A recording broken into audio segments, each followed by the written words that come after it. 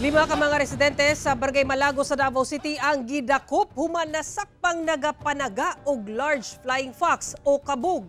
Ang detalye sa live report ni Argil Relator. Argil.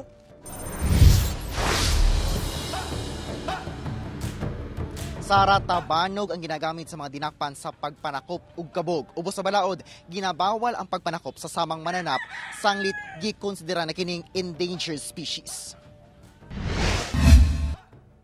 Upat ka mga large flying fox o kabog nga lakip sa endangered species ang nataga sa 5 ka individual sa Sitio Colong, Barangay Malagos, Davao City.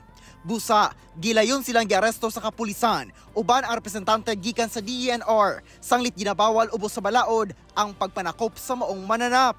Ang pamamaraan kasi ng paghuli dito sa flying fox, sir, is magpalipat sila ng saranggola, yung kite. Tapos dito sa kite, sir, doon sa tali may hook na nakakabit, sir. So upon mga 6 PM siguro, sir, more or less mga 15 minutes lang kasi yung ano niyan, sir, yung duration na galing from habitat nila, lilipat yung mga flying fox natin papunta doon sa ibang area kung saan sila kumakain. Sulod sa 15 minutos, ginatiming matud pa sa mga dinakpan ang pagpalupad sa tabanog aron mosabit ang pako sa mga kabog. Based sa statement nila, sir, yung sa nakuha nating 5, sir, bale for consumption lang nila yun, sir. Gipasakaan og kasong paglapas sa Wildlife Resources Conservation and Protection Act ang mga suspect. Hinoon, nakapiyansa rasab sila sa kantidad nga 12,000 pesos matag usa.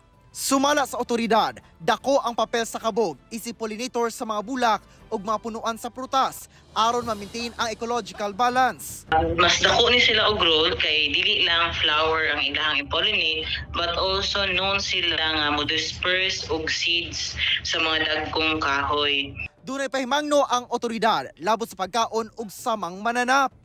So far, wala gyud tay igo nga scientific study diri sa Pilipinas nga makakuha ta og sakit sa pagkaon ani nga mga hayop. Pero naay mga study sa uban nasod nga naay mga cases nga ma-transmit ang ilang sakit sa ato ang sa mga tao. So sama ato example sa coronavirus. Sara, nanawagan ang DENR sa katawhan ug walay diri matnunan nga sama mga insidente gilayon kining i-report sa pinakaduol nga DENR office o dili baka sa kapulisan aron nga maprotektahan ang wildlife. Sara. Okay, daghang salamat Argil Relator.